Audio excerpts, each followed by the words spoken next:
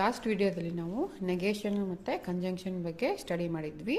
ಈಗ next logical connective or logical operator ಯಾವುದಂದರೆ disjunction. Disjunction ಅಂದರೆ ಇದಕ್ಕೆ ನಾವು ಈ ಸಿಂಬಲಿಂದ ಡಿನೋಟ್ ಮಾಡ್ತೀವಿ ಮತ್ತು ಇದನ್ನು ಆರ್ ಆಪರೇಟರ್ ಅಂತಲೂ ಕರೀತಾರೆ, ಆರ್ ಲಾಜಿಕಲ್ ಆಪರೇಟರ್ ಅಂತಲೂ ಕರೀತಾರೆ.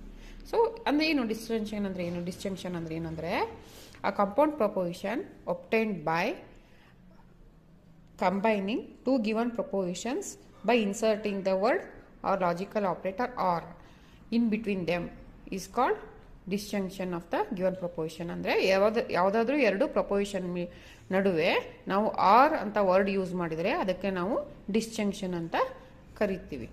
Okay, the disjunction of two propositions P or Q denoted by the symbol P, symbol that is capital V, denoted by, it is denoted as disjunction logical operator P or we have to read it as ನಾವು ಹೆಂಗೆ ಓದಬೇಕಂದ್ರೆ P or Q. The symbol, this symbol used to denote OR operator. So OR operator ನಾವು ಈ symbol denote ಮಾಡ್ತೀವಿ. Okay, next the disjunction P or Q is false when P is false and Q is false. In all other cases it is true. ಅಂದರೆ ಇದು ಯಾವಾಗ false ಇರುತ್ತಂದರೆ ಎರಡು proposition P ಮತ್ತು Q ಎರಡು ಪ್ರಪೋಸಿಷನ್ ಫಾಲ್ಸ್ ಇದ್ದಾಗ ಮಾತ್ರ ಇದು ಫಾಲ್ಸ್ ಇರುತ್ತೆ. In all other cases it is true ಇರುತ್ತದು. ಓಕೆ, ಸೊ ನೋಡಿ ಇಲ್ಲಿ ಎಕ್ಸಾಂಪಲ್ಸ್ ನೋಡ್ರಿ. ಎಕ್ಸಾಂಪಲ್ 1, ದ ಪ್ರಪೋಸಿಷನ್ ಏನಿದು, this is P and Q ಏನಂತ ಕರಿತೀವಿ ನಾವು? P ಅಂಡ್ Qಗೆ P and Q both are called propositional variables. ಇವು propositional variables, these are called propositions. Okay, or statements. Okay, P proposition ಏನು statement ಹೇಳುತ್ತಂದರೆ 3 is an odd number. Okay, so ಇದು declarative sentence ಮತ್ತು it is true. 3 is an odd number. ಹೌದಾ, ಇದು correct ಇದು.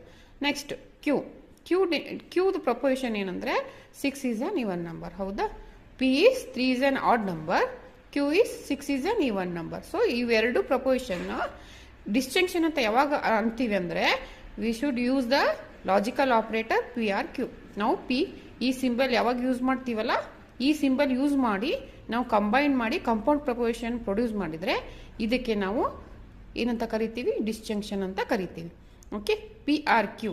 So ಇದನ್ನ ಹೆಂಗೆ ಓದಬೇಕು?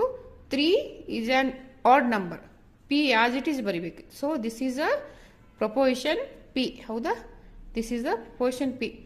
ಬಟ್ ಆಮೇಲೆ ಏನು ಮಾಡಿವಿ ನಾವು ಇಲ್ಲಿ